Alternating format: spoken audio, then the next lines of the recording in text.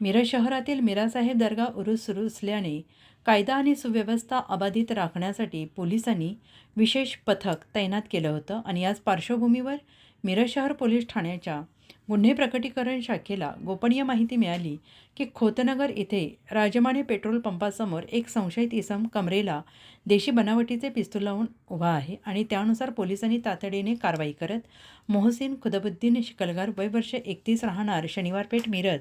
याला ताब्यात घेतलं. झडतीदरम्यान त्याच्याकडून एक देशी बनावटीचं पिस्तूल जप्त करण्यात आलं. या प्रकरणी आरोपीविरुद्ध शस्त्र अधिनियमाअंतर्गत गुन्हा दाखल करण्यात आला असून पुढील तपास सुरू आहे आणि ही कारवाई पोलीस निरीक्षक किरण रासकर यांच्या मार्गदर्शनाखाली दत्तात्रय पुजारी, भैरवनाथ पाटील, अण्णासाहेब गादेकर, निलेश कदम, पृथ्वी कांबळे, सचिन संधी,